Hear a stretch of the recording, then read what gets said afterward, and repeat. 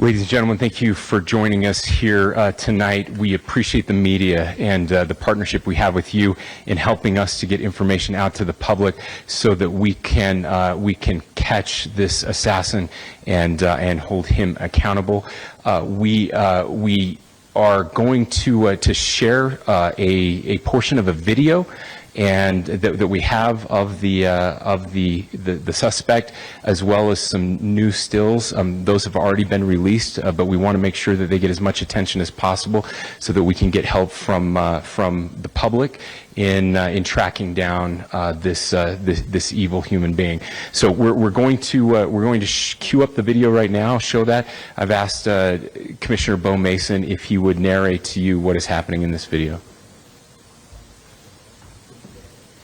Thank you, Governor. Bo Mason, Commissioner for the Utah Department of Public Safety. If you look up to the top left, you'll see the building where the shooter was proned out in the top left corner. We'll go ahead and play that video and I'll narrate as we walk through that. So here you see the suspect ran behind that upper building. He's going to come out on the right, moves to this far right corner.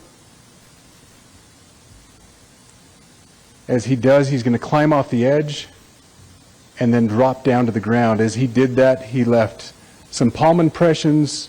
There's some smudges, some places we're looking to collect DNA. There's a shoe imprint where we believe the suspect is clearly identified as wearing Converse tennis shoes. Again, we'll replay that again so you can get another view of that.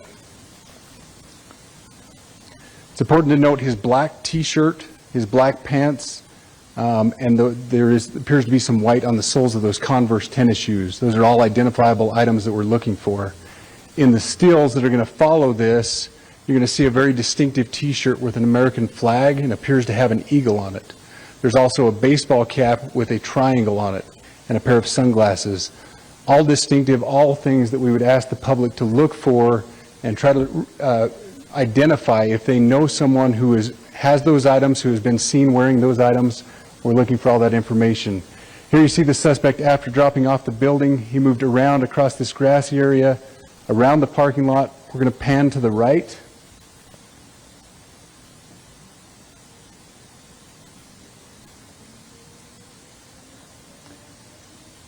After he crosses the street, this is where he moves over into the wooded area. This is the video evidence that we utilize to track his movements and to locate that firearm in that wooded area following the discovery of this evidence. Good. You want to go to the stills? So here's the still photographs I mentioned. These have been enhanced.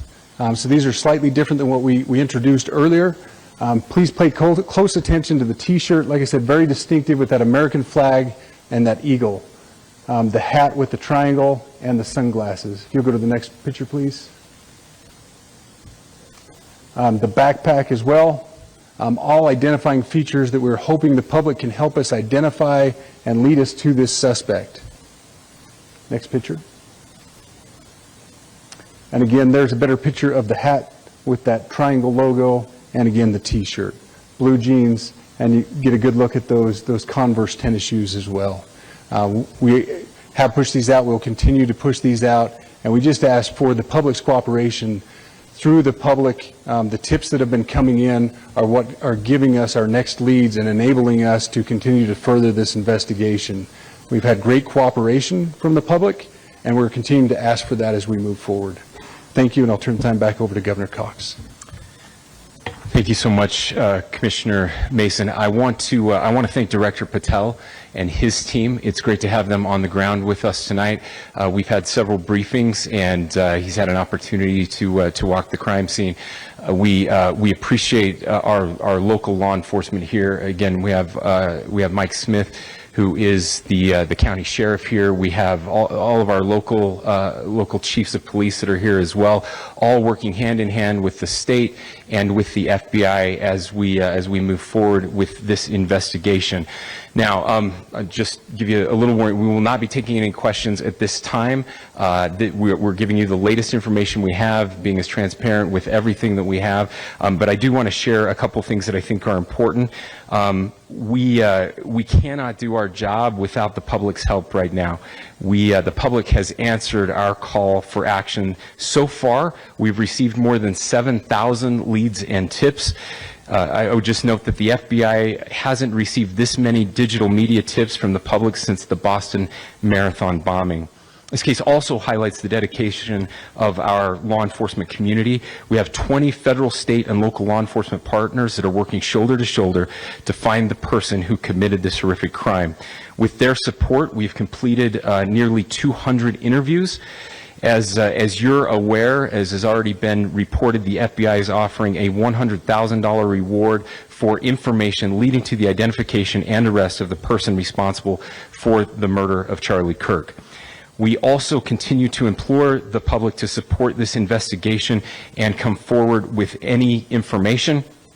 We are truly hopeful that this video and new photos will lead to even more tips. We are processing. We have an incredible team, a state and federal team working together to process those tips. We are going out in tandem to interview any potential person of interest or suspects. But we need, again, we need as much help as we can possibly get. Any videos or photos that you might have, the public should be submitted to our digital media tip line, which is www.fbi.gov/Utah Valley shooting, all lowercase. Again, that is fbi.gov/Utah Valley shooting, all lowercase. You can also provide general tips about the shooting by calling 1-800-CALL-FBI. That's 1-800-CALL-FBI, or at tips.fbi.gov. This is, I would just say, this is not just a local matter here in Utah. We have people all over the country that are helping to bring this perpetrator to justice for Charlie Kirk and his family. I will just add as well that, as was mentioned, there is a lot of forensic evidence that is being processed right now at both the state lab and the and federal labs, federal lab on the East Coast. So we are working in tandem together. I would also just add a word of note for those people who are spending so much time on social media.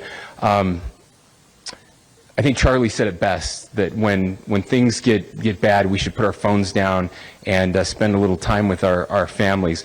There is a tremendous amount of disinformation. We are tracking our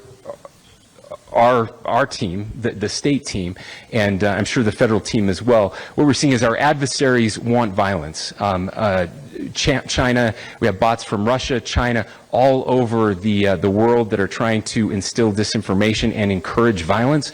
I would encourage you to ignore those, to turn off those streams, and to spend a little more time with our families. We desperately need some healing. We'll have more to say about that in the days and weeks to come. More than anything, we are going to catch this person. Last thing I will just say is we've been working with our attorneys, getting everything that we need, affidavits ready, so that we can pursue the death penalty in this case, and that will happen here in the state of Utah. Again, to the public, to those who are grieving, thank you for your prayers. I know we are feeling those prayers. I know the Kirk family is feeling those prayers as well. We pray that God will bless our nation at this very dark time. We can start healing by finding this perpetrator and holding him accountable, and we need your help to do that. Thank you.